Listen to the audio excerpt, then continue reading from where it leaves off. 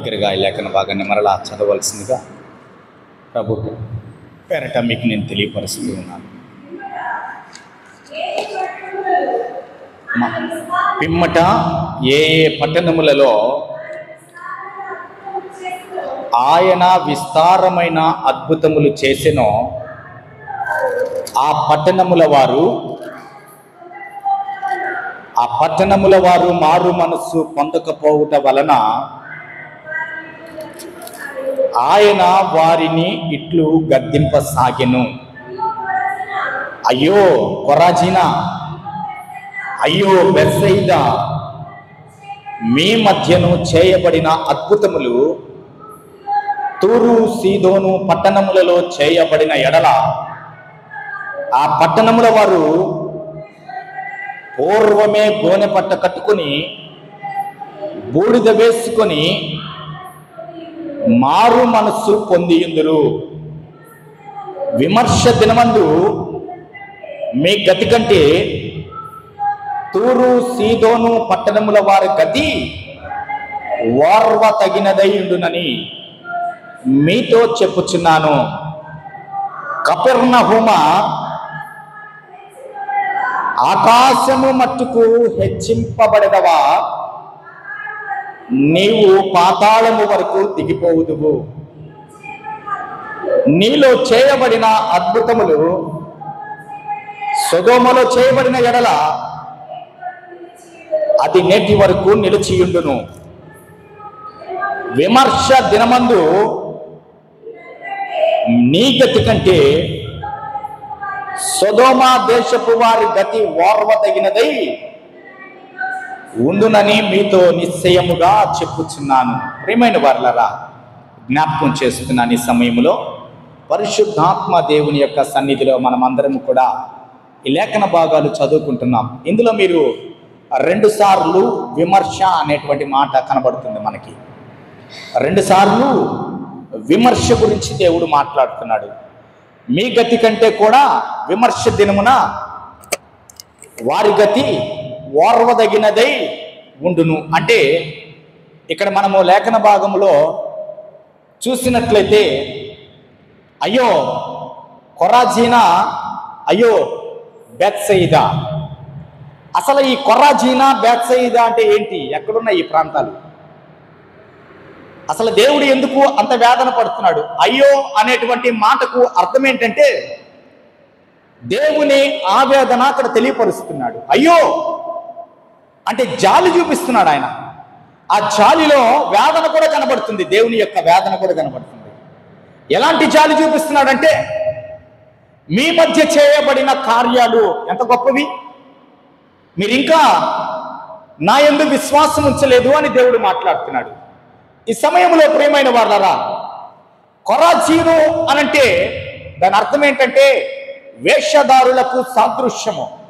దేవుని ఆవేదన గురించి ఈరోజు మనము అంశముగా మాట్లాడుతున్నాం. అంశము దేవుని యొక్క ఆవేదన.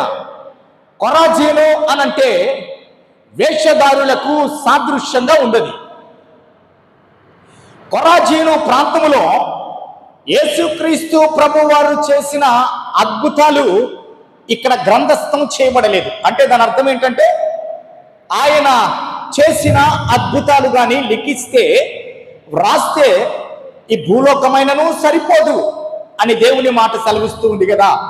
అలాగే ఈ కొరాజీనులో దేవుడు చేసిన అద్భుతాలు ఎన్ని అనేవి మనం చెప్పలేం.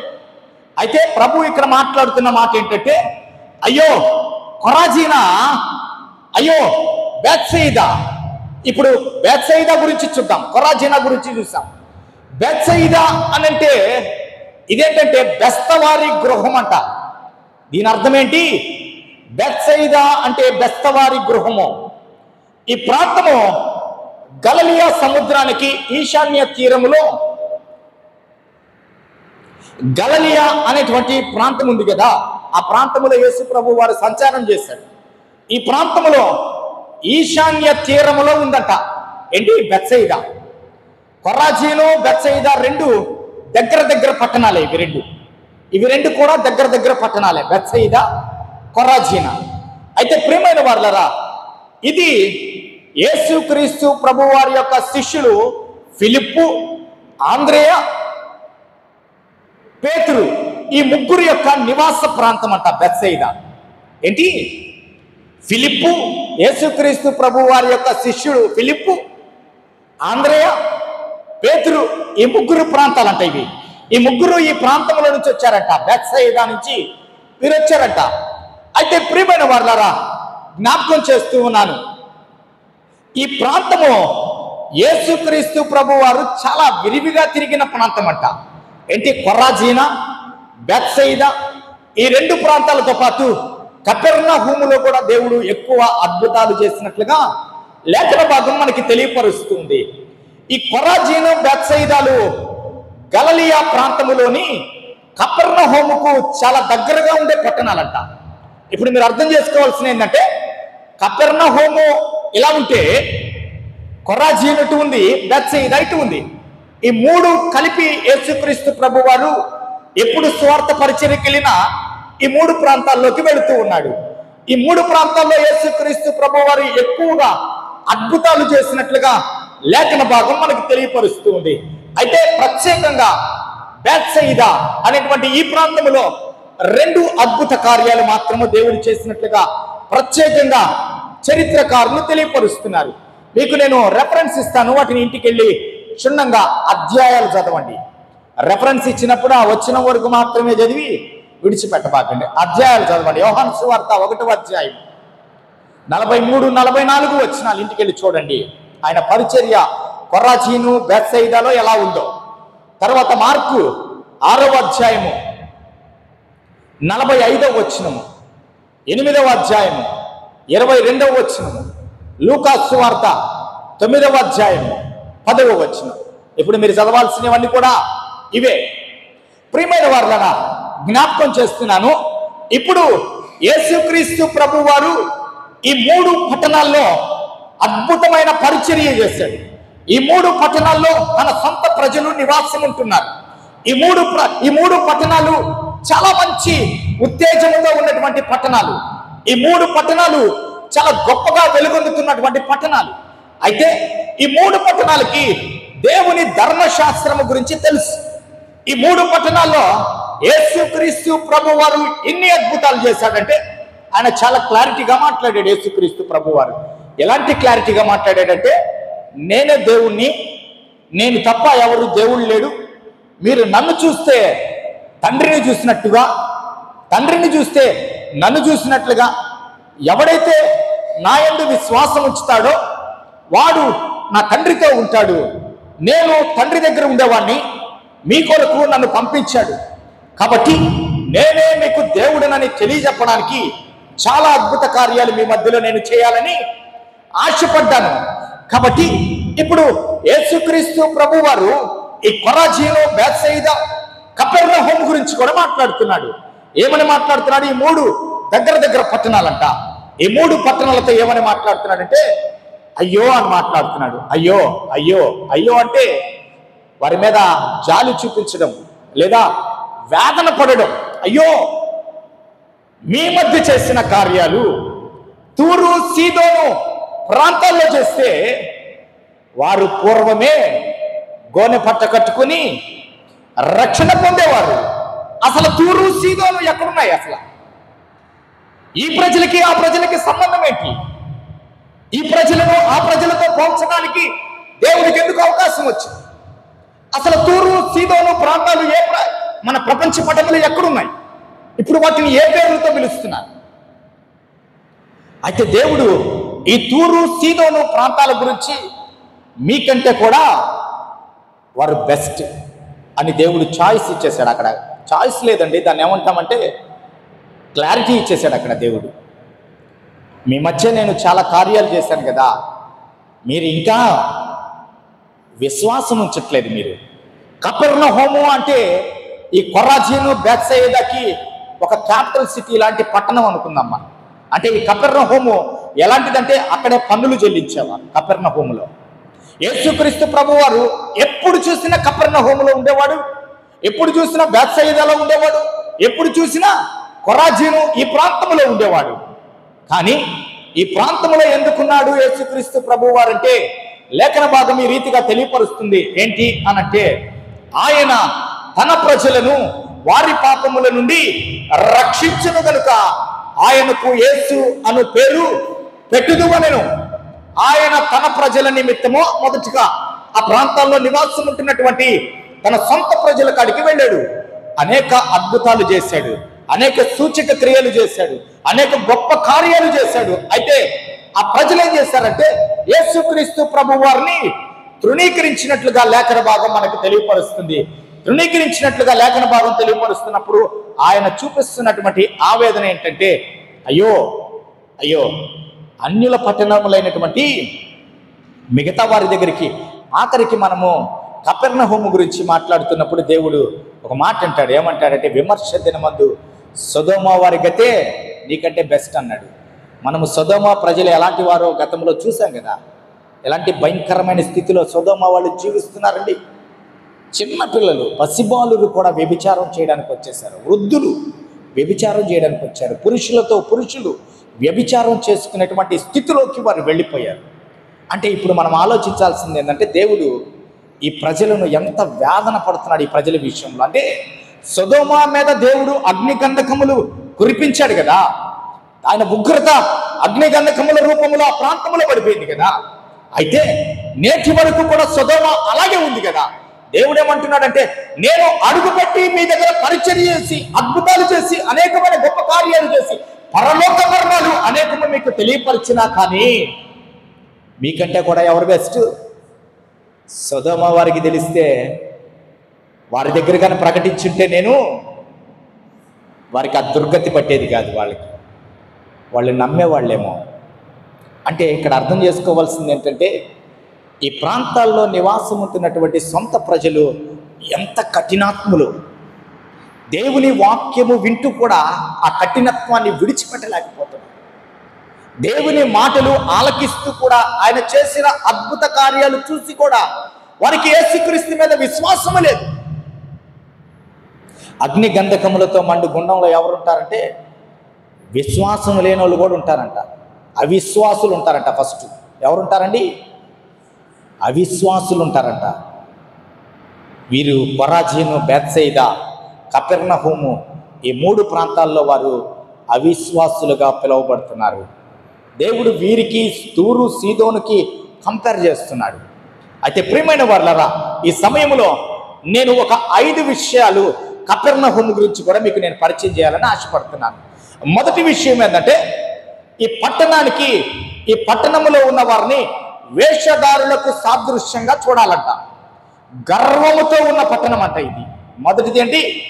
వేషధారులకు సాదృశ్యమైనటువంటి పట్టణము, గర్వము కలిగిన పట్టణము కపెర్నహూము. కొరాజీనా, బేత్సయిదా గురించి మనం క్లుప్తంగా చూసేసాం. అయితే ఇక్కడ రెండవది, యేసుక్రీస్తు ప్రభువారు ఈ ప్రాంతంలో తన పరిచర్యలో ఎక్కువ భాగం గడిపాడంట.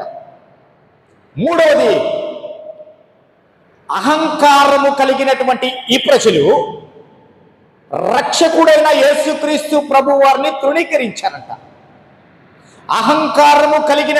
అహంకారముతో ఉన్నటువంటి ఈ ప్రజలు లోక రక్షకుడైనటువంటి తమలను తమ పాపముల నుంచి విడిపించడానికి ప్రవక్తల చేత పిలిపించబడి చెప్పించబడి ఆయనే మానవ రూపంలో దిగి వచ్చిన దేవుని వీరు తృణీకరించారంట.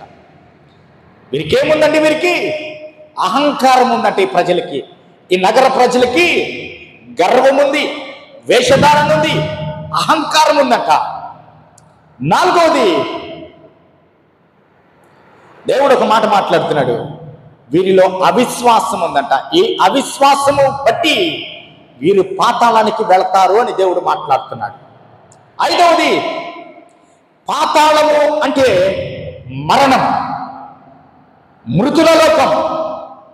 అంటే మరణము తర్వాత వీరు తీర్పులోకి వెళ్ళబోతున్నారు, శిక్షించబడతారంట వీరు.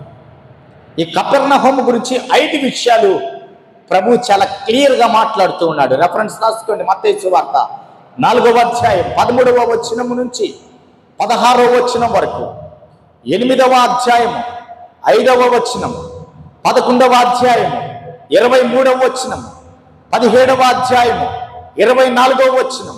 మరలా చెప్తున్నాను, మత్తయి సువార్త 4వ అధ్యాయం 13వ వచనం నుంచి 16వ వచనం వరకు, 8వ అధ్యాయము 5వ వచనం, 11వ అధ్యాయం 23వ వచనం, 17వ అధ్యాయం 24వ వచనం, లూకా సువార్త 4వ అధ్యాయం 23, 24 వచనాల్లో చూస్తే ఈ కపెర్నహూము గురించి చాలా స్పష్టంగా దేవుడు మాట్లాడుతున్నాడు. కపెర్నహూములో జరిగినటువంటి అద్భుతాలు ఏంటో మీకు అర్థమైపోతుంది. కాబట్టి ప్రియమైన వారలారా, ఇక్కడ దేవుడు ఒక మాట చెప్తున్నాడు కపెర్నహూము తోటి, ఏమని? నీకంటే సొదొమ మేలు, నీకంటే సొదొమ మేలు. ఎందుకనంటే నీలో నేనేం చూశానంటే వేషధారణ చూశాను, నీలో నేనేం చూశానంటే గర్వాన్ని చూశాను, నీలో నేనేం చూశానంటే అహంభావాన్ని చూశాను, నీలో నేనేం చూశానంటే అవిశ్వాసాన్ని చూశాను.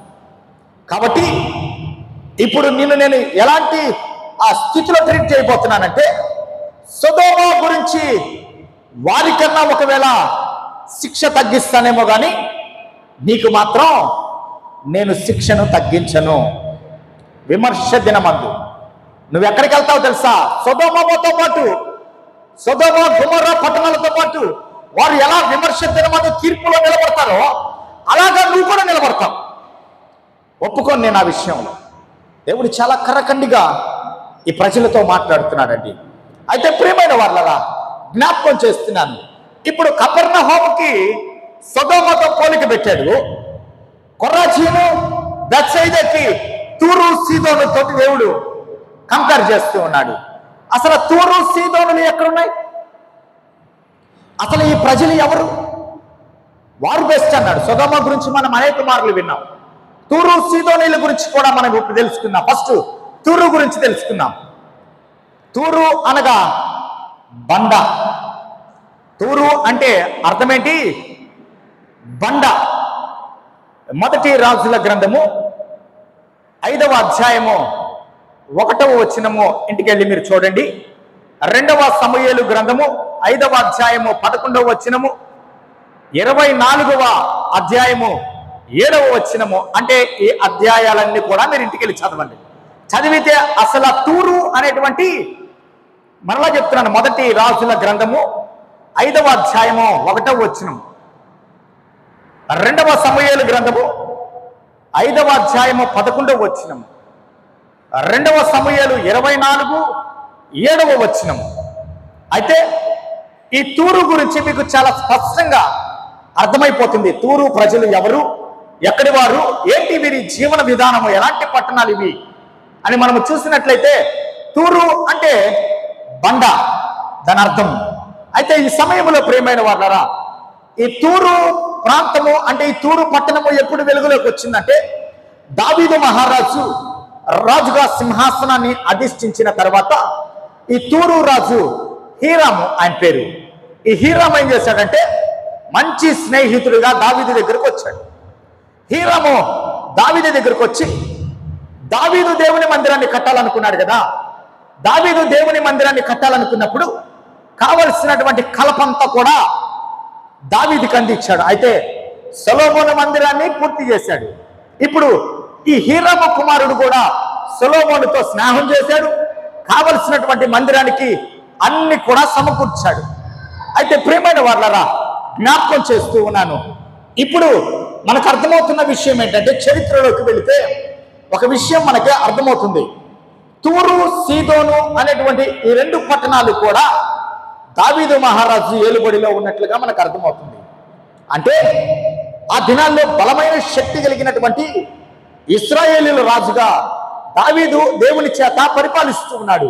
అభిషేకించబడి చుట్టూ ఉన్న శత్రువులకి దావీదును చూస్తే భయము. 40 సంవత్సరాలు చక్కగా దేశాన్ని పరిపాలించాడు. 40 సంవత్సరాలు దేవుని ప్రజలను కంటి పాప వలె కాపాడుకున్నాడు. 40 సంవత్సరాలు దేశంలో మంచి సమాధానాన్ని నింపాడు. 40 సంవత్సరాలు దేశంలో ఉన్న ప్రజల కొరకు ఆలోచించాడు. ఈ 40 సంవత్సరాలు దేశంలో ఉన్నటువంటి ప్రజలందరూ కూడా సుభిక్షంగా ఉండాలని ఆలోచన చేశాడు. పట్టణాలు కట్టించాడు.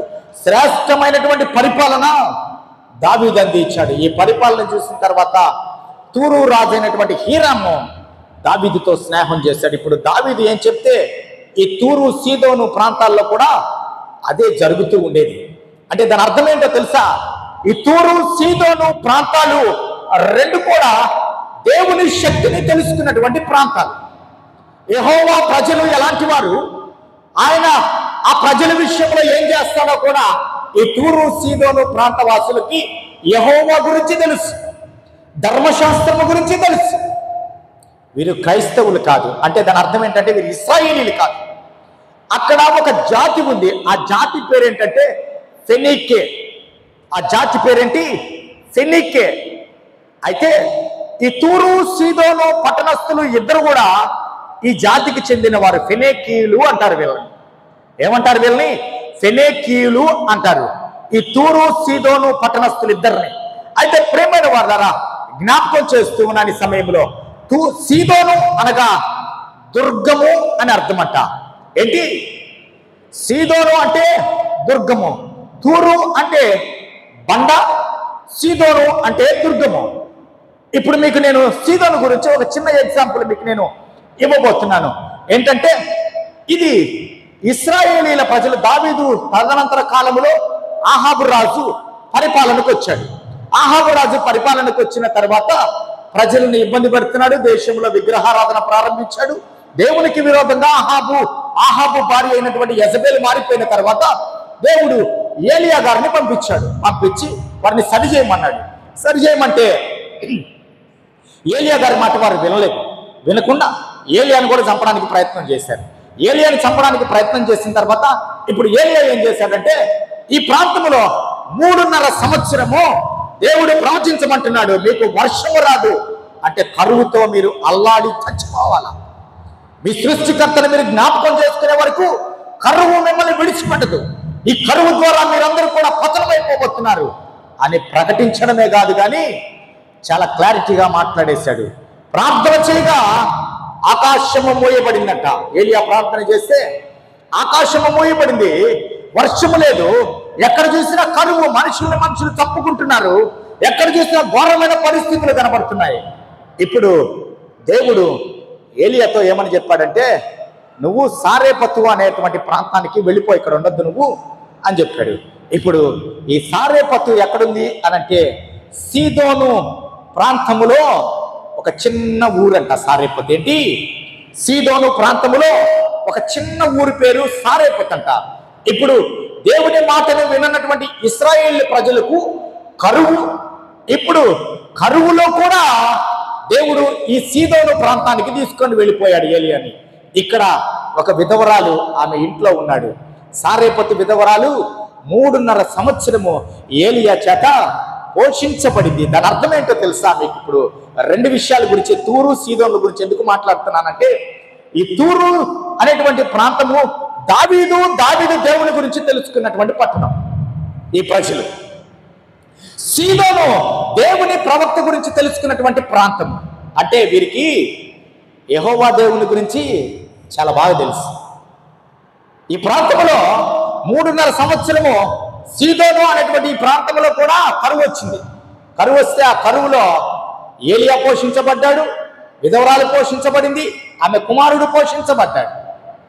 ఈ ప్రాంతం అంతా కూడా దేవుడు అద్భుత రీతిగా వారిని కుటుంబంలో పోషించాడు. వారిని అర్థమవుతుందా ఇప్పుడు మీకు? తూరు సీదోన్ల గురించి మనం తెలుసుకున్నాం. ఇప్పుడు ఈ తూరు సీదోన్ల గురించి బైబిల్ గ్రంథం ఏమని తెలియపరుస్తుందంటే, వీరికి దేవుని గురించి పూర్తిగా తెలుసు. దేవుని గురించి పూర్తిగా తెలిస్తే మీరు ఇంటికి వెళ్ళిన తర్వాత ఈ తూరు సీదోన్ల గురించి మీరు ఇంకా విశేషాలు ఇంకా తెలుసుకోవాలంటే యెషయా గ్రంథము 23వ అధ్యాయం ఇంటికి వెళ్ళి చదవండి. యెషయా గ్రంథం ఇంటికి వెళ్ళి 23వ అధ్యాయం మొత్తం చదవండి. దేవుని దేవోక్తి ఎలాంటిదో తూరు సీదోన్ల పట్టణాల గురించి మాట్లాడతాడు. యెహెజ్కేలు 28వ అధ్యాయం కూడా మీరు ఇంటికి వెళ్ళి చదవండి. యెహెజ్కేలు గ్రంథము 28వ అధ్యాయం ఇక్కడ చదవబాకండి ఎవరు, నేను మీకు క్లుప్తంగా చెప్తాను. కాబట్టి ప్రియమైన వాళ్ళరా, ఈ సమయంలో ఈ తూరు సీదోనుల ప్రాంతంలో దేవుని యొక్క శక్తి తెలుసుకున్న ప్రజలు ఉన్నారు. ఈ ప్రజలు ఎవరు అంటే ఫెనెకీయులు అని మనం మాట్లాడుకున్నాం. అయితే ఈ తూరు సీదోనుల గురించి దేవుని దేవోక్తి యెహెజ్కేలుతో మాట్లాడుతుంది. యెహెజ్కేలు గ్రంథము 28వ అధ్యాయము మీరు ఇంటికి వెళ్ళి చదవండి. 27 చదవండి, 29 కూడా చదవండి మీరు ఇంటికి వెళ్ళి. కానీ దాంట్లో చాలా స్పష్టంగా 28లో కనబడుతుంది. అయితే దీని గురించి భౌగోళికంగా చారిత్రాత్మకమైనటువంటి కొన్ని విషయాలు మీకు నేను తెలియపరచబోతున్నాను. ఇప్పుడు మీరు హెడ్డింగ్ ఏమని పెట్టుకుంటారంటే తూరు డాష్ సీదోను గురించి అని అండర్లైన్ చేసుకోండి. వీటి గురించి కొన్ని విషయాలు మీకు నేను తెలియపరచబోతున్నాను. అయితే ఇవి గలిలయ సముద్రానికి ఉత్తరంగా ఉన్న మధ్యధరా సముద్ర తీరములో ఉన్నటువంటి 2 రేవు పట్టణాలు. ఇవి గలిలయ సముద్రానికి ఉత్తరంగా ఉన్న మధ్యధరా సముద్ర తీరములో ఉన్నటువంటి 2 రేవు పట్టణాలు అంటే ఇవి. రెండవ పాయింట్, ఈ పట్టణాలు మనము కరెక్ట్గా చూడాలి అనంటే దేవుని వాక్కు చేత ఖండించబడినటువంటి పట్టణాలంట. ఈ పట్టణాలు దేవుని వాక్కు చేత ఖండించబడిన పట్టణాలు. ఎందుకు ఖండించాడు దేవుడు చూద్దాం కింద. మొదటి శతాబ్దపు యూదులు, 3వ పాయింట్ రాసుకోండి. మొదటి శతాబ్దపు యూదులు ఈ పట్టణాలను దేవుని ఉగ్రతకు గురి అయిన చెడ్డ పట్టణాలుగా, అపఖ్యాతి చెందినటువంటి పట్టణాలుగా చూసేవారంట. మొదటి శతాబ్దములో ఉన్నటువంటి యూదులు ఈ పట్టణాల గురించి దేవుని యొక్క ఉగ్రతకు పాత్రమైనటువంటి లేదా దేవుని కోపానికి ఇవి బలైపోయిన పట్టణాలుగా లేదా చెడ్డ పట్టణాలుగా, అపఖ్యాతి చెందిన పట్టణాలుగా చూసేవారంట యూదులు ఈ 2 పట్టణాలను. 4వది, తూరుకు సీదోనుకు ఈ రెండిటికి మధ్య 25 మైళ్ళ దూరం ఉంటుందంట. ఈ రెండిటికి మధ్య 25 మైళ్ళ దూరం ఉంటుందంట. అయితే ఈ తూరు మీకు ఇందాక చెప్పినట్లుగా తూరు సీదోనుల ప్రాంతంలో ఎవరుంటారంటే తూరు వచ్చి ఉత్తరంలో ఉంటుందంట, సీదోను దక్షిణంలో ఉంటుంది. ఈ 2 పట్టణాలు చాలా వేగంగా అభివృద్ధి చెందుతున్నటువంటి పట్టణాలు. ఎందుకనంటే రేవు పట్టణాలు ఆ దినాల్లో చాలా వర్తకం జరిగేది. ఆ వర్తకము జరగడం వల్ల ఆ ప్రాంతంలో ప్రజలు కూడా మంచి ఉన్నత స్థితిలో జీవించేవారంట. ఆ ప్రాంతంలో ఉన్నటువంటి అనేక మంది, ప్రతి వ్యక్తి కూడా మంచి ధనవంతుడుగా పిలువబడ్డాడట. అంటే దీని అర్థం ఏంటంటే ఈ 2 పట్టణాలు ధనవంతుల నివాసం ఉండేటువంటి పట్టణాలంట. ఈ 2 పట్టణాలు తూరు సీదోనులు. అయితే ప్రియమైన వాళ్ళరా, జ్ఞాపకం చేస్తున్నాను, వీరి యొక్క వ్యాపారము ఎలా ఉండేదంటే చాలా అద్భుత రీతిగా జరిగేదంట. తర్షీసు కూడా వీరి వ్యాపారం జరిగేదంట. బైబిల్ గ్రంథంలో యోనాలో మనకు చూసినట్లయితే నినివే, తర్షీసు 2 కనబడతాయి కదా. తర్షీసు పట్టణము కూడా వీరి వ్యాపారాలు జరిగేవంట. ఆ ప్రజలు ఇటువైపు, ఈ ప్రజలు అటువైపు వర్తకం చేసుకునేవారంట. అయితే ఈ పట్టణాలకు ఏమని పేరంటే ధనిక పట్టణాలు అనే పేరంట. తర్షీసు అంటే నేటి దినాల్లో ఆధునిక ఈ మానవ ప్రపంచంలో చరిత్రకారులు, శాస్త్రవేత్తలు, పురాతత్వ శాస్త్రవేత్తలు ఏమని చెప్తున్నారంటే బైబిల్ గ్రంథంలో ఉన్నటువంటి తర్షీసు ఏదో కాదు, అది ప్రజెంట్ స్పెయిన్ అనేటువంటి దేశమే అని వారు నిర్ధారణ చేశారు.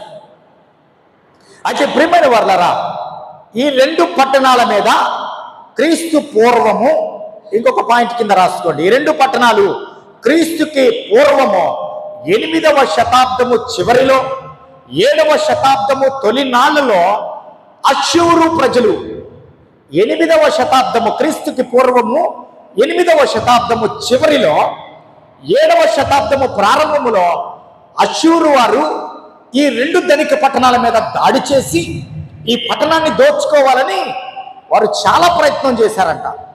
వారు ప్రయత్నం చేస్తే ఈ పట్టణాలను పట్టుకొని ఆక్రమించుకొని పట్టణాలను స్వాధీనం చేసుకోవాలని అష్షూరు రాజు, అష్షూరీయులు ఎన్ని ప్రయాసలు పడ్డా కానీ ఈ పట్టణము ధనవంతుల పట్టణము కదా, వారి సెక్యూరిటీ కూడా చాలా బాగుందంట. అందుకే ఈ పట్టణము వారికి లొంగలేదంట. వీరి తర్వాత నెబుకద్నెజర్ రాజు, మనకు తెలుసు కదా, నెబుకద్నెజర్ రాజు కూడా ఈ తూరు మీద దాడి చేశాడంట. దాదాపుగా 13 సార్లు దాడి చేశాడంట. నెబుకద్నెజర్ రాజు తూరు మీద 13 సార్లు దాడి చేశాడంట. ఆ కొల్ల సొమ్ము పట్టుకొని పోయాడు కానీ ఆ ప్రాంతాన్ని స్వాధీనం చేసుకోలేకపోయాడట నెబుకద్నెజర్ రాజు. 13 సంవత్సరాలు వరుసగా ప్రతి సంవత్సరం వారి మీద దాడి చేస్తూనే ఉన్నాడు. ఆ ప్రాంతాన్ని స్వాధి చేసుకోలేకపోయాడు. అయితే ఈ నెబుకద్నెజర్ రాజు వల్ల కూడా కాదు, చివరికి అలెగ్జాండర్ ది గ్రేట్ 332వ సంవత్సరంలో క్రీస్తుకి పూర్వము తూరు అనేటువంటి ఈ పట్టణాన్ని కంప్లీట్గా నాశనం చేశాడంట. కంప్లీట్గా నాశనం చేసేసాడంట. ఎవరు? Alexander the great. క్రీస్తుకి పూర్వము 322వ సంవత్సరంలో ఈ ప్రాంతాన్ని నాశనం చేశాడంట. ఇప్పుడు దేవుని యొక్క దేవోక్తి ఏమని మాట్లాడుతుందంటే, ఏమని మాట్లాడుతుంది?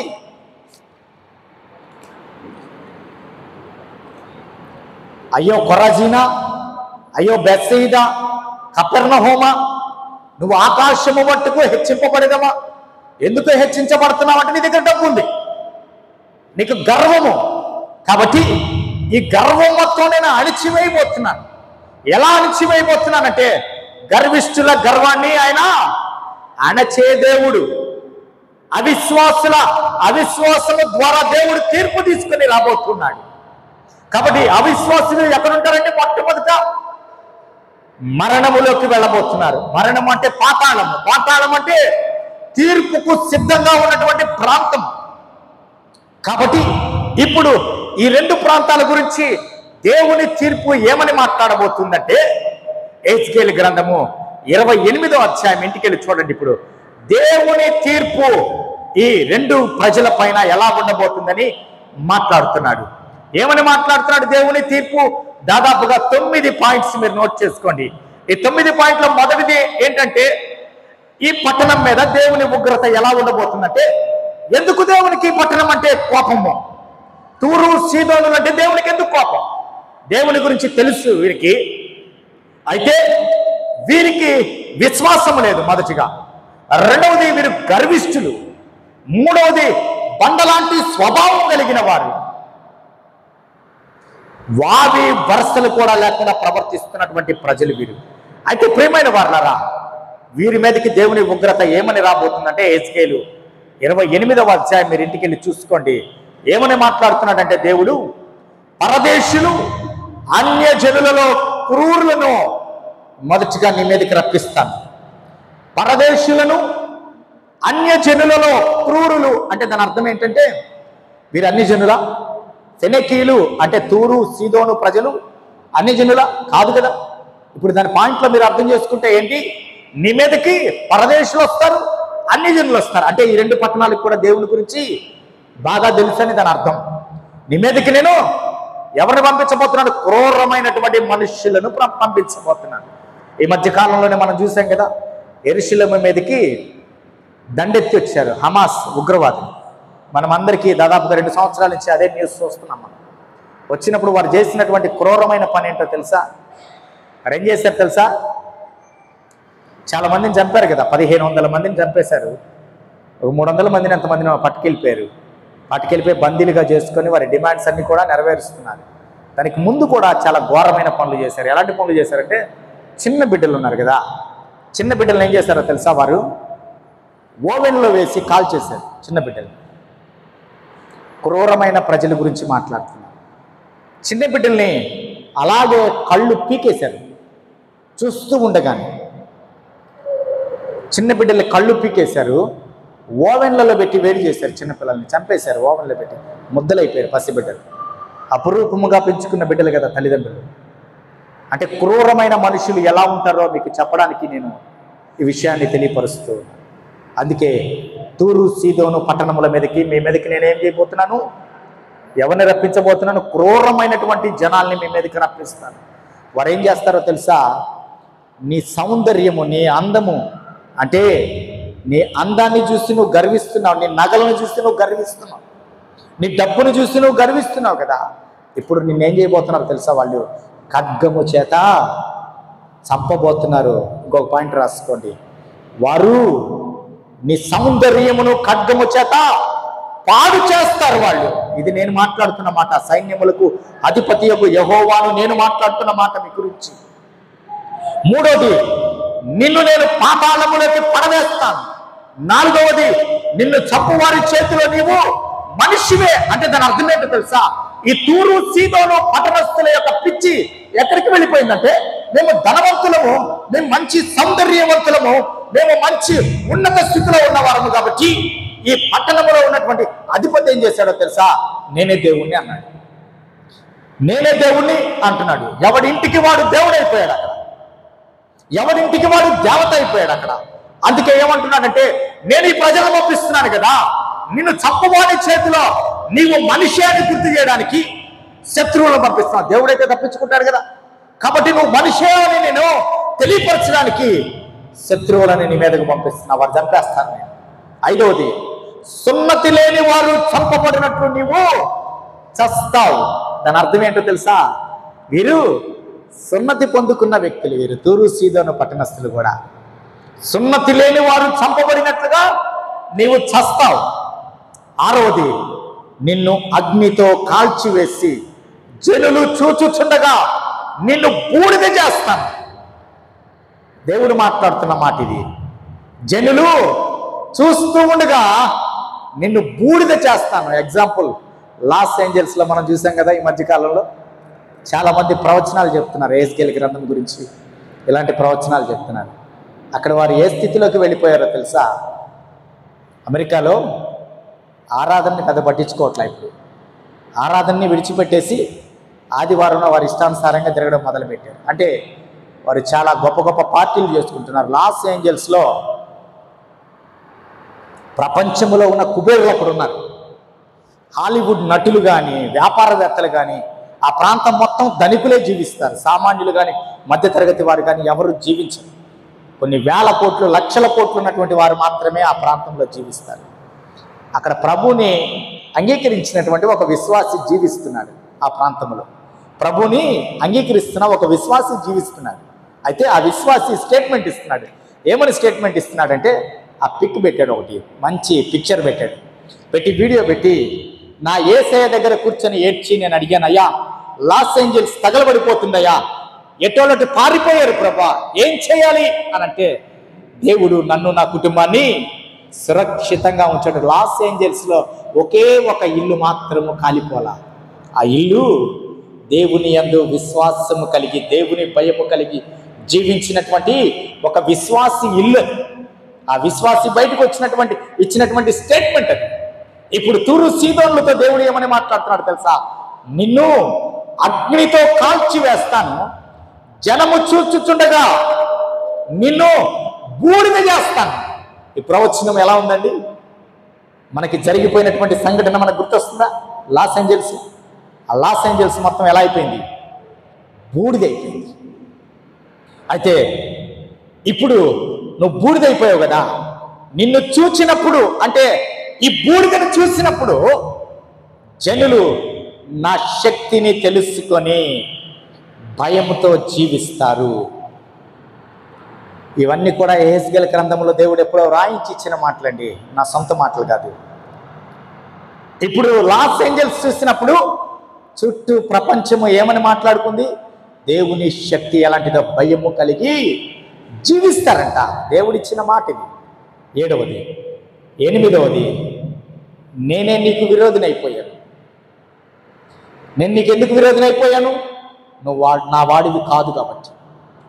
నువ్వు నా యొక్క ప్రేమను పొందుకున్నటువంటి వ్యక్తివి, నాకు విరోధంగా జీవిస్తున్న వ్యక్తివి కాబట్టి ఇప్పుడు నేను నీకు విరోధినైపోయాను. 9వది, తెగులు రక్తము ఆ వీధుల్లో ప్రవహింపజేస్తానంటాడు. ఏంటి? తెగులు రక్తము ఆ వీధుల్లో ప్రవహింపజేస్తానని మాట్లాడుతున్నాడు దేవుడు.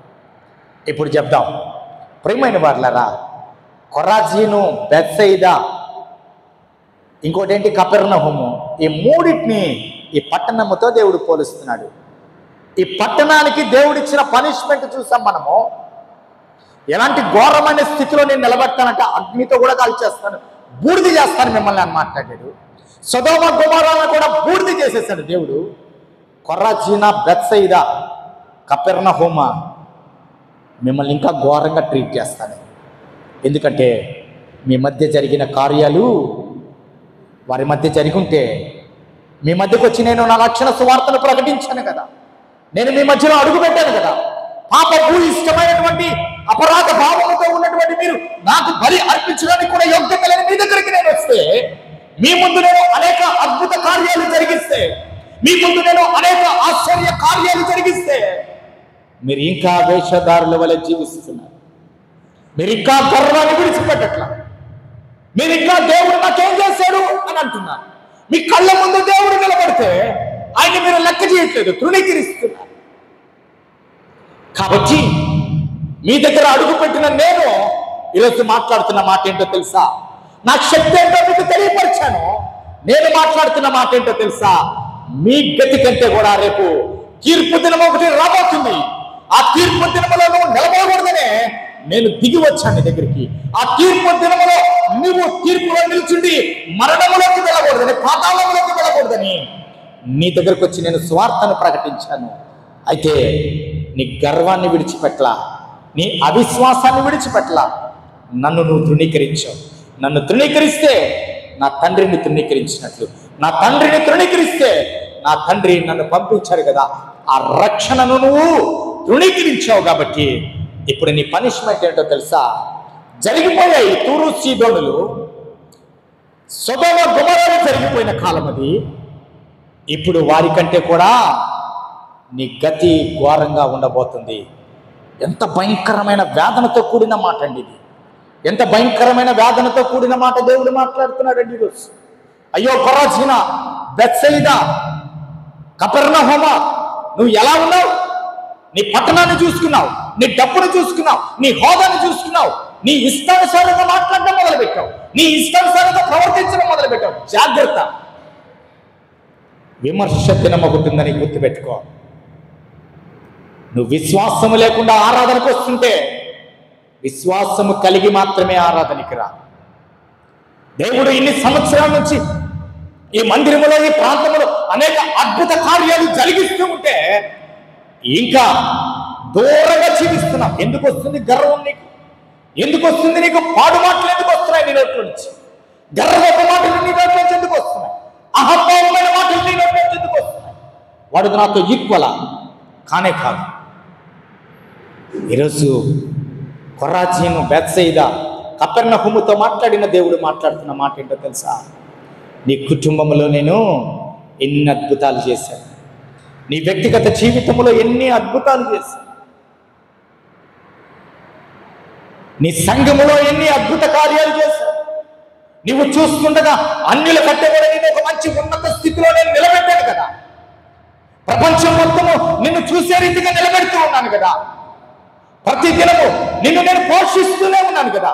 ఉద్యోగానికి వెళ్ళడానికి శక్తినిస్తున్నాను, ఆరోగ్యం ఇస్తున్నాను, బలం ఇస్తున్నాను, శక్తినిస్తూ ఉన్నాను. నీ ఆయుష్కాలను దినదినమునే పొడిగిస్తూనే ఉన్నాను కదా. నా గొప్ప సంగతి, నా గొప్ప కార్యాలు నీ ముందు నేను నెరవేరుస్తూనే ఉన్నాను కదా. నన్ను ఎందుకు నిర్లక్ష్యం చేస్తున్నాను? పరిశుద్ధాత్మ దేవుడి జన్మన మాట్లాడుతున్నాను.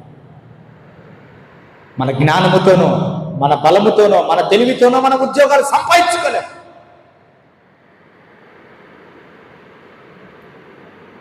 అన్యులకి మనకి మధ్య వ్యత్యాసం ఏంటో తెలుసా? ఒక శ్రమ కలిగినప్పుడు ప్రభువా అని పిలిస్తే మన దేవుడు మనకి సహాయం అందించడానికి మాట్లాడతాడు ఆయన. అన్యులకు అది తెలియదు. వారు చేసే పని ఏంటో తెలుసా? వారు ఇబ్బందులు కలగగానే, శ్రమలు కలగగానే, వేదన కలగగానే ఒక్కసారిగా వారు ఏమైపోతారు తెలుసా? ఆత్మహత్య చేసుకుంటే ఎలా ఉంటుంది అని అంటారు. కానీ క్రైస్తవులకి దేవుడిచ్చింది ఏందో తెలుసా? నిరీక్షణ ఇచ్చాడు. దేవుని మీద ఆధారపడడం ఇచ్చాడు. అబ్రహామును చూడండి ఒకసారి. అబ్రహాం ఎక్కడున్నాడండి? పరదేశిగా జీవిస్తున్నాడు, ఒంటరిగా జీవిస్తున్నాడు. అబ్రహాము దేవుని మీద విశ్వాసం ఉంచాడు, అందుకు దేవుని చేత ఆశీర్వాదించబడ్డాడు. ఈరోజు చెప్పండి, మనం ఒకసారి ప్రభువుని బాధ పెడుతున్నామా? ఆయన వేదన పెడుతున్నామా? దేవుని సన్నిధిలో కూర్చున్నాం, మనము ఎలాంటి ఆరాధన చేస్తున్నాం? దేవుని ఆరాధనలో గడుపుతున్న మనము ఎలాంటి నిర్ణయాలు తీసుకుంటాం? ఒకరోజు రాబోతుంది, కొరాజీనితో మాట్లాడిన మాటే దేవుడు ఒకవేళ మనతో మాట్లాడితే, బెత్సయిదాతో మాట్లాడిన మాటే మనతో మాట్లాడితే, ఒకవేళ కపెర్నహూముతో మాట్లాడిన మాటే ఒకవేళ దేవుడు మనతో అంటాడేమోనని భయము కలిగి జీవించాలి. దినదినము మనం ఏం చేయాలి? ఆయన సిలువను మోస్తూ బ్రతకాలి. దినదినము మనల్ని మనము తగ్గించుకోవాలి. కపెర్నహూము ఆకాశము మట్టుకు హెచ్చింపబడేదవా. ఈ దినాల్లో చాలామందికి ఏం కావాలండి? ఒక సంఘంలో నేను చూశాను, వారికి పెద్దల్ని పొగుడుతూనే ఉండాలి. సంఘంలో ఉన్న పెద్దల్ని పొగుడుతూనే ఉండాలి. పాస్టర్ గారితో పాటు డయాస్ మీద కూర్చుంటారు వాళ్ళు వచ్చి.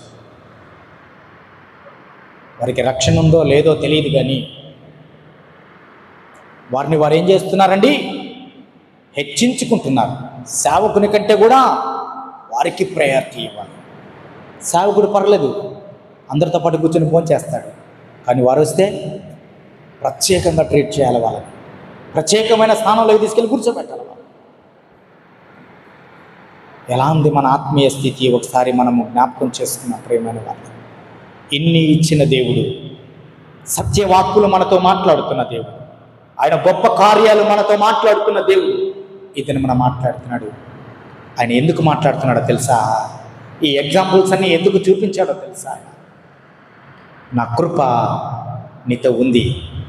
నువ్వు ఎన్ని చేసినా, తూరు సీదోను ప్రాంతంలో వారు, సొదొమ గుమొర్రా లాంటి ప్రాంతంలో వారు, కొరాజీను బెత్సయిదా లాంటి ప్రాంతంలో వారు, కపెర్నహూము లాంటి ప్రాంతంలో ఉన్నటువంటి ఆ ప్రజలలాగా జీవిస్తూ ఉన్నా కానీ నీకు మరలా నేను ఎందుకు అవకాశం ఇస్తున్నానో తెలుసా? నిన్ను నేను నరకంలో చూడాలని ఆశపడట్లా. ప్రభువు మనల్ని విమర్శ దినమందు తీర్పులో నిలబడాలని ఆశపడట్లా. అందుకు అనేక మార్లు మాట్లాడుతున్నాడు. ఈరోజు మనతో మాట్లాడుతున్నా ఏంటో తెలుసా? యూసీఎఫ్ చర్చితో మాట్లాడుతున్నాడు. కొరాజీనా బెత్సయిదా అంటే దాని ప్లేస్లో మన చందాన్ని పెట్టుకుందాం, మన వ్యక్తిగత పేర్లు పెట్టుకుందాం. దేవుడి మాట పలుకుతున్నట్టుగా మన వ్యక్తిగత పేర్లు పెట్టుకుందాం. అయ్యో, నీకు నీ కుటుంబంలో నేను ఇన్ని కార్యాలు చేస్తే ఆరాధనకి రావడానికి నీకు నీ సౌందర్యమును నువ్వు ఆధారం చేసుకున్నావు, నీ గర్వాన్ని నువ్వు ఆధారం చేసుకున్నావు, నీ హోదాని నువ్వు ఆధారం చేసుకున్నావు, నీ డబ్బుని నువ్వు ఆధారం చేసుకున్నావు. నీలో ఏముంది? దేవుని భయం లేదు. దేవుని భయం ఉంటే దేవుని మందిరానికి పరుగున వస్తాం. వారానికి ఒక్కరోజు మాత్రమే మనం ఆరాధిస్తాం. మీకు ఒక చిన్న సంఘటన తెలియపరచాలని ఆశపడుతున్నాం. మేము ఇప్పుడు ఉంటున్న ఇంటి ఓనరు కరెక్ట్గా ప్రతిరోజు ఉదయాన్నే ఆమె లేచి ఎన్ని టెంపుల్స్ ఉన్నాయో నెల్లూరులో వాటన్నిటిని ఒక రౌండ్ వేసి వచ్చేస్తాను. ఆమెకి మోకాళ్ళ నొప్పులు. వాళ్ళు ఉండేది ఫస్ట్ సెకండ్ ఫ్లోర్లో ఉంటారు. దిగి పూలు కోసుకొని వాళ్ళ దేవునికి ఆరాధన చేసి వాళ్ళ దేవుని పూజించి డ్రైవర్ కారు రెడీగా పెట్టుకొని ఉంటే పరిగెత్తుకుంటా వచ్చి కారులో ఎక్కికొచ్చుంటుంది. 7 గంటలకు ఒక ఆరాధన, ఒక దేవుణ్ణి, 8 గంటలకు ఇంకొక దేవుణ్ణి, 10 గంటల లోపల ఆమె దర్శించుకోవాలనుకున్న టెంపుల్స్ అన్ని దర్శించుకొని వస్తుంది. ఉదయాన్నే 6 గంటలకి నువ్వు లేచిన తర్వాత దేవుని మందిరంలో కూర్చొని ప్రార్థన చేయలేవా? వచ్చి ఎవరి పాటికి వాళ్ళు వచ్చి కూర్చొని ప్రార్థన చేయలేరా? మందిర ఆవరణం ఉంది కదా, చర్చి తీయలేదనుకోండి, మందిర ఆవరణం ఉంది కదా. ప్రభువా, ఈ దినము నా జీవితంలో నువ్వు నాకు ఇచ్చావయ్యా, నీకు వందనాలయ్యా అని ఎంత మురిసిపోతాడండి. అయ్యో, నా బిడ్డకి నేను ఇంకా అనేకము చేయాలి, ఇప్పుడు ఇచ్చిన ఆశీర్వాదాలే కాదు, ఇంకా అనేకమైన ఆశీర్వాదాలు నా బిడ్డకి ఇవ్వాలని ఆయన ఆశపడతాడు దేవుడు. 6 గంటలకి నిద్రలేచి ఒక అన్యుడు పిలిస్తే పలకని దేవుని దగ్గరికి వెళ్ళి ఇన్నిసార్లు పూజ చేస్తుంటే, ప్రతిసారి నీ ప్రక్కనే ఉన్నాను, నీ ప్రార్థన ఆలకిస్తూ ఉన్నాను, నీతో నేను ఉన్నాను, భయపడకుమని ప్రతిరోజు నీకు వాగ్దానం ఇస్తున్న దేవుణ్ణి కలిగి నువ్వు జీవిస్తూ ఆయన దగ్గరికి రాలేకపోతున్నాడు. బైబిల్లో 365 సార్లు భయపడకుమనే పదం ఉందట. ప్రతిరోజు దేవుడు ఒక వాగ్దానాన్ని మనకి ఇస్తున్నాడు. భయపడద్దు, భయపడద్దు. ఆయన ఇచ్చే వాగ్దానం ఇదే. ఏది భయపడద్దు. నువ్వు నీ మీద ఒక నింద వచ్చిందా? భయపడబాకు. నీ మీద ఒక అబద్ధం వచ్చిందా? భయపడబాకు. ఒక శ్రమ వచ్చిందా? భయపడబాకు. ప్రతిరోజు దేవుడు ఉదయాన్నే లేగానే నీతో మాట్లాడే మాట ఏంటో తెలుసా? భయపడవద్దు, నేను నీ దేవుడినైనా యెహోవాను, నీ చెంత ఉండే దేవుణ్ణి, నీతో ఉండే దేవుణ్ణి, నిన్ను నడిపించే దేవుణ్ణి, నిన్ను పోషించే దేవుణ్ణి.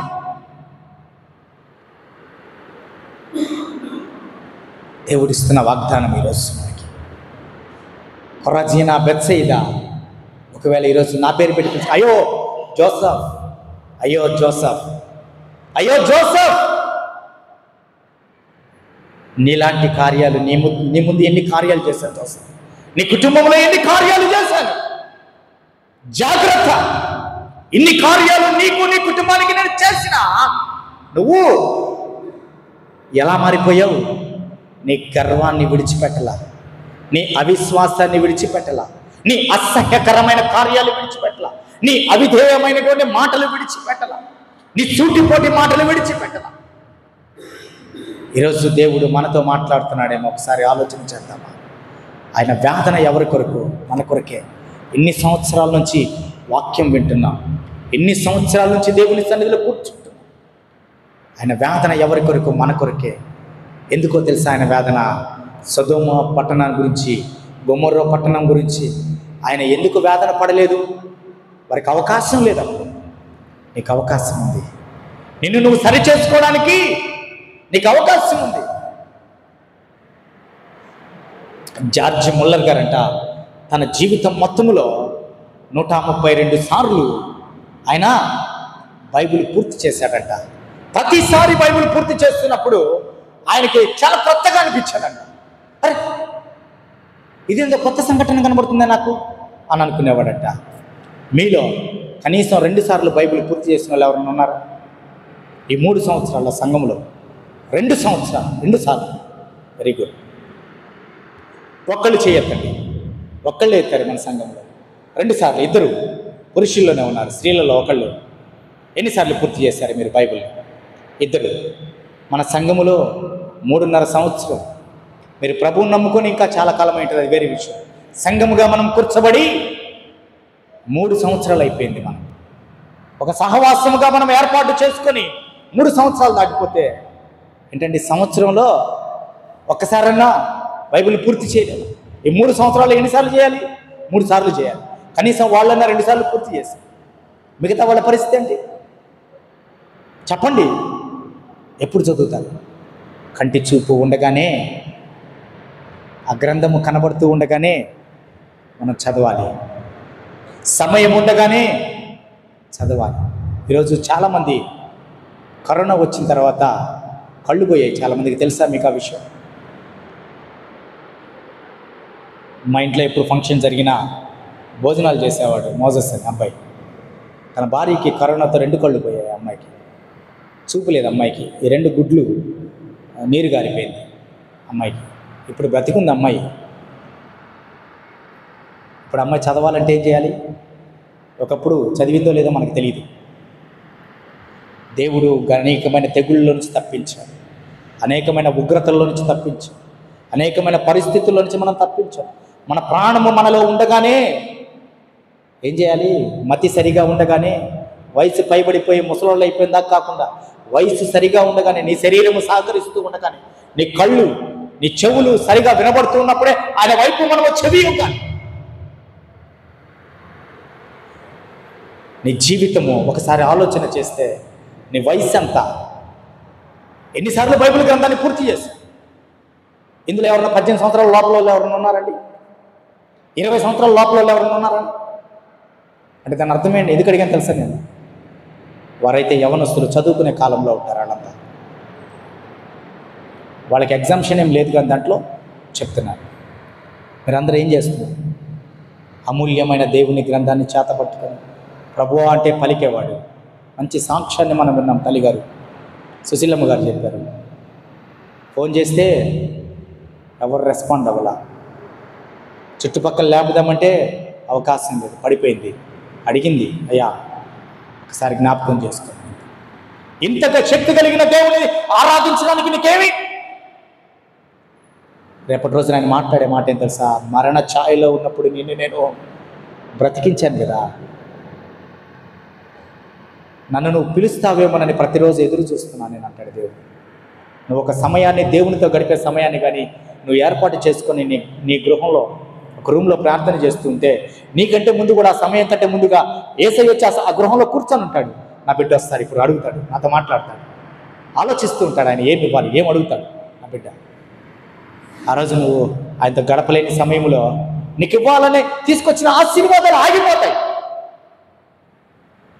అందుకే ఉదయం నుంచి సాయంత్రం వరకు ఎన్ని పనుల మీద నేను తిరిగినా, ఏ పనుల మీద తిరిగినా కానీ, ఏం చేసినా కానీ నా దేవునితో నా సమయాన్ని మాత్రం నేను కోల్పోను.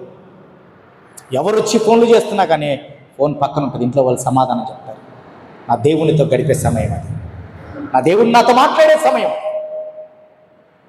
రీసెంట్గా నేను ఒక సంఘం, నాకు తెలిసిన సంఘంలో నుంచి ఆమె 75 సంవత్సరాలు, ఆమె ఒక ఈవిల్ స్పిరిట్ ఆమెకి పట్టుంది. ఆమె మంచంలో ఉంది, పిచ్చి పిచ్చిగా మాట్లాడుతుంది. 3 days ప్రార్థన చేస్తే లేచి నడిచి వెళ్ళిపోయింది. ఆమె కేవలం ఫోన్లో మాత్రమే ప్రార్థన చేశాను. నేను అక్క ఫోన్లో మాత్రమే ప్రార్థన చేశాను. మొదటిగా అక్క ప్రార్థన చేసేది, రెండవదిగా నేను ప్రార్థన చేశాను. నజరేయుడైన యేసు క్రీస్తు వారి పేరట ఈ దురాత్మను పాతాళానికి బంధించి వేస్తున్నాను, లేచి నిలబడమంటే చాలా రోజులైంది సార్ మీ నిలబడి అని చెప్పింది మనవరాలు. లేపమ్మా, యేసుక్రీస్తు శక్తి కలిగిన నామమున లేపో, నడుస్తుంది అనంటే రాత్రి కాలంలో కూడా నడిచింది. నిన్న ఉదయకాలంలో వెళ్ళి ఒంటరిగా వెళ్ళి నడుచుకుంటూ వెళ్ళి బ్రష్ చేసుకుంది, టిఫిన్ చేసింది, పడుకుంది. అంత శక్తి కలిగిన దేవుని నువ్వు కలిగి ఉండి ప్రార్థన చేయలేకపోతున్నావు అంటే ఏమి? నీకున్న రోగం. దేవునితో కూర్చొని సంభాషణ చేయలేకపోతున్నావు అంటే ఏంటి? నీ గర్వం. కొరాజీన బెత్సయిదుల గురించి మాట్లాడుకున్నాం, మన గురించి, మన సంఘం గురించి, మన కుటుంబాల గురించి మాట్లాడుకోవాలి. పొరుగు వారితో కూర్చొని టైం పాస్ చేస్తే ఏమొస్తుంది నీకు? వ్యర్థమైన మాటలు. ఆ మాటలు ఒక దినమున నేను అవమానపాలు చేస్తాను. నీ దేవునితో గడుపు, నీ కుటుంబంతో గడుపు, సంఘముతో గడుపు, సహవాసముతో గడుపు. లోకములో నుంచి నువ్వు ప్రత్యేకించబడిన దానివు కదా, ప్రత్యేకించబడిన వాడవు కదా. లోకముతో నీకేం పని? ఒకప్పుడు నేను సేవకుడు కాకముందు ఉదయం పోతే సాయంత్రం దాకా నేను ముచ్చట్లు చేసుకునేవాడిని. సాయంత్రం అయితే ఏం పనున్నా లేకపోయినా 5 గంటలకల్లా స్నానం చేసేసి నేరుగా పెద్ద పెద్ద వాళ్ళతో, ఈ సినిమా పాటలు పాడేవాళ్ళు, సినిమా వాయిద్యాలు వాయించేవాళ్ళు, పెద్ద పెద్ద ఆర్టిస్టులు నా నెల్లూరు, వీళ్ళందరితో కూర్చునేవాడిని. వాళ్ళందరిలో కంటే నేను చాలా చిన్నవాడిని, కానీ నన్ను అందరూ ప్రేమిస్తారు. ఇప్పటికి కూడా ఫోన్లు చేస్తుంటారు నన్ను.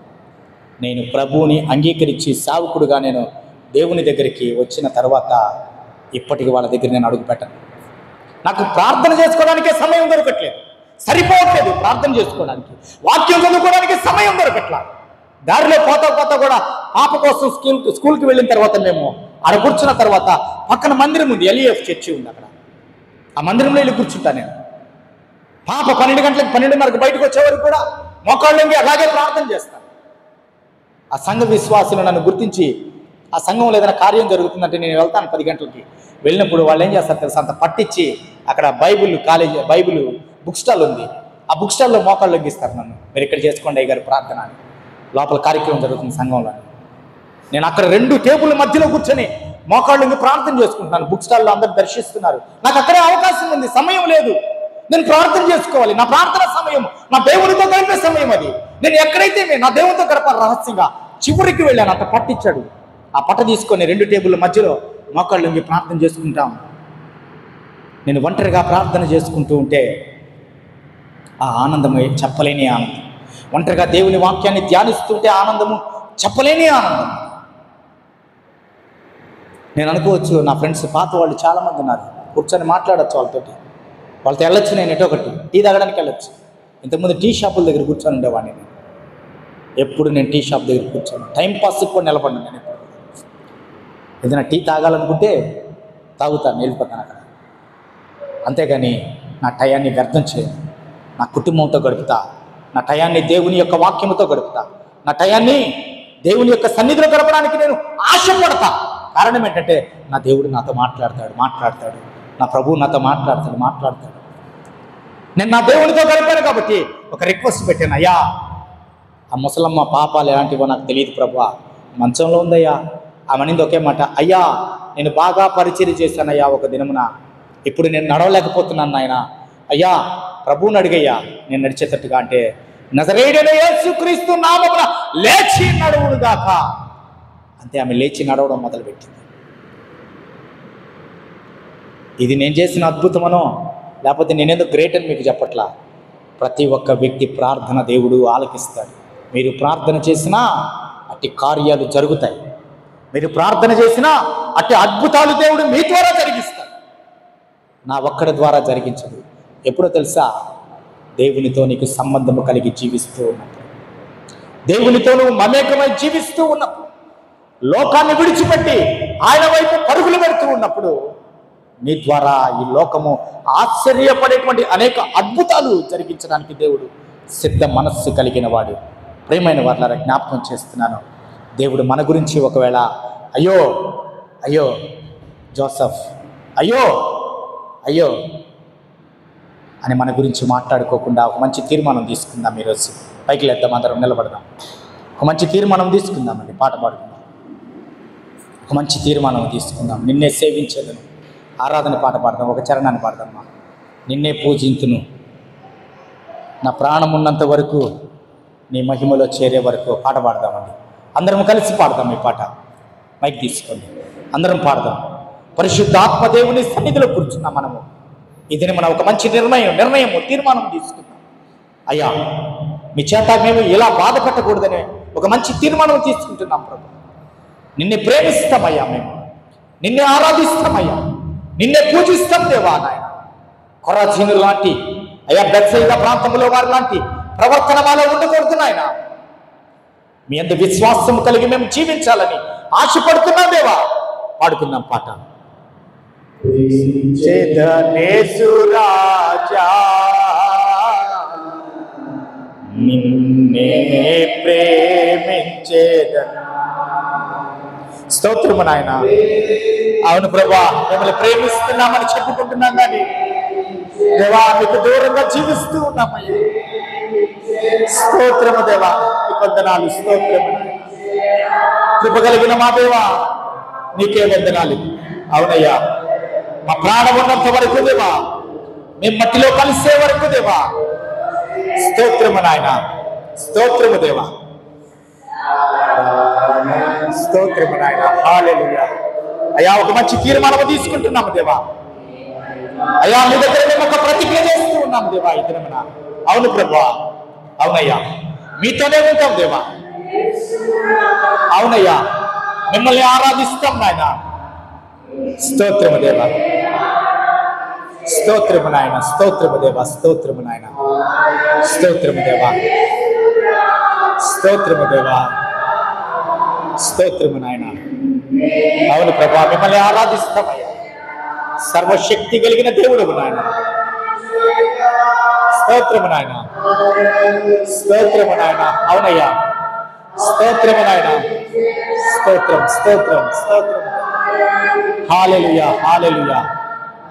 అవునయ్యా మా ప్రాణం ఉన్నంత వరకు మిమ్మల్ని ఆరాధిస్తామయ్యా.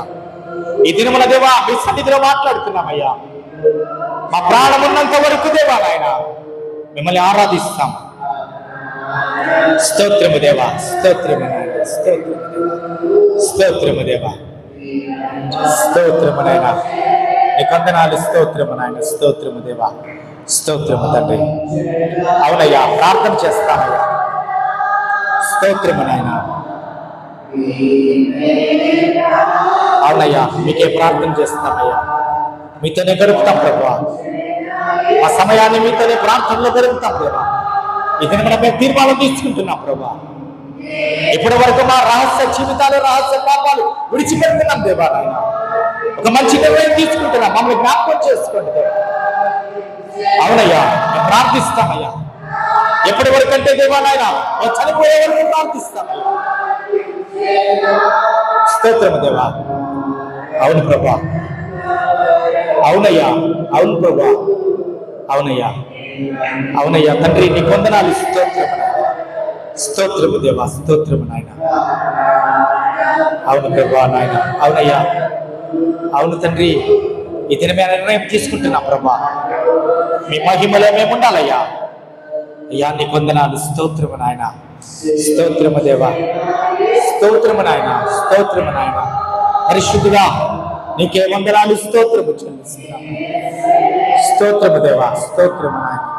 స్తోత్రమయ్యా. అవును ప్రభా మిమ్మల్ని సేవిస్తామయ్యా. స్తోత్రము నాయన. స్తోత్రము నాయన. స్తోత్రమయ్యా. ఇంతవరకు మీకు దూరంగా ఉంటే నాయన మమ్మల్ని క్షమించండి. స్తోత్రము నాయన.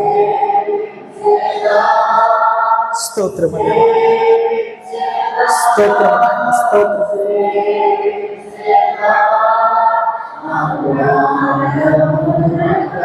అవును ప్రభా, అయ్యా నీకు వందనాలు. స్తోత్రమయ్యా, స్తోత్రము దేవా, స్తోత్రము, స్తోత్రము అయ్యా, నీకు వందనాలయ్యా. స్తోత్రము నాయన, మిమ్మల్ని సేవిస్తాం దేవా, నీకే వందనాలు. స్తోత్రము నాయన, స్తోత్రము దేవా, స్తోత్రము నాయన, స్తోత్రము నాయన, స్తోత్రము దేవా. మీ కొరకు జీవిస్తామయ్యా. ఇప్పటి వరకు నాయన మా కొరకు మేము జీవించాం దేవా, మా కుటుంబం కొరకు జీవించామయ్యా, మా ఆశల కొరకు మేము జీవించాము దేవా. అయ్యా నా తండ్రి, మా కోరికలు అయ్యా తీర్చుకోవడం కొరకు జీవించాము దేవా. ఇక్కడి నుంచి మేము మీ కొరకు జీవిస్తాము. అవును ప్రభా, ఒక మంచి నిర్ణయం తీసుకుంటున్నాం నాయన, మీ కొరకు జీవిస్తాం దేవా, మీ కొరకు ప్రార్థిస్తాం నాయన. మా జీవితం మొత్తం మిమ్మల్ని ప్రకటిస్తూ జీవిస్తామయ్యా. స్తోత్రము దేవా, స్తోత్రము నాయన, స్తోత్రము దేవా, స్తోత్రము నాయన, స్తోత్రము దేవా, స్తోత్రము. అవునయ్యా, స్తోత్రము నాయన. హల్లెలూయా. పరిశుద్ధుడా నీకు వందనాలు, స్తోత్రము చెల్లిస్తున్నాం దేవా. ఇన్ని తీర్మానాలు తీసుకున్నాం మీ సన్నిధిలో దేవా. మీ కొరకు జీవిస్తాం, ప్రార్థిస్తాం, మిమ్మల్ని సేవిస్తాం, మిమ్మల్ని ఆరాధిస్తాం, మిమ్మల్ని మహిమపరుస్తాం. ఇప్పటి వరకు మా జీవితాన్ని వ్యర్థంగా గడిపేస్తాము నాయన. ఈ లోకంలో వ్యర్థమైనటువంటి నాయన పనుల మీద మా జీవితాన్ని ఖర్చు చేసుకున్నాం దేవా. ఈ శాశ్వత జీవితాన్ని మీ కొరకు జీవిస్తామయ్యా, మిమ్మల్ని ప్రకటించడానికి జీవిస్తామయ్యా. మా ప్రార్థన జీవితాన్ని పెంచుకోవడానికి జీవిస్తాం నాయన. మా ఆరాధన సమయాన్ని పెంచుకోవడానికి మీ కొరకు జీవిస్తాం దేవా. ఇటు తీర్మానం తీసుకున్న బిడ్డలు మీరు దీవించండి దేవా. అవునయ్యా, కొరాజీన, బెత్సయిదా, కపెర్నహూము అయ్యా, వీరందరూ కూడా గర్వముతో జీవించాలని మీ వాక్యం సెలవిస్తుంది. విశ్వాసము లేని వారని, కృతజ్ఞత లేని వారని, మిమ్మల్ని గుర్తించని వారని నాయన, ఆ స్థితిలో మేము లేకుండా దేవా మిమ్మల్ని గుర్తిస్తున్నామయ్యా. మీరు మా రక్షకుడయ్యా. అయ్యా, మీరు మా రక్షకుడు దేవా. మా పాపములోనే మరణించవలసిన స్థితిలో మమ్మల్ని రక్షించుకున్నటువంటి గొప్ప రక్షకుడు దేవా. ఈ సమయంలో మిమ్మల్ని సేవిస్తున్నాం. ఒక మంచి తీర్మానం తీసుకోవడానికి మీరు చూపిన కృపను బట్టి వందనాలు. మీకే వందనాలు, స్తోత్రము చెల్లిస్తున్నాం. మీరు మాతో మాట్లాడి మహిమ తెచ్చినందుకు మీకు వందనాలు చెల్లిస్తున్నాం. ఈ వాక్యము ద్వారా మా హృదయాల్లో దేవా నూతనమైనటువంటి దేవా కార్యాన్ని మీరు జరిగించినందుకు మీకే వందనాలు చెల్లిస్తూ యేసుక్రీస్తు వారి పేరిట అడిగి వేడుకుంటున్నాను తండ్రి. ఆమేన్. దయచేసి కూర్చున్నాను. సమయం మళ్ళీ కొరకు సిద్ధపడదాం. ఆ రీతిగా ప్రార్థనలో ఉంది.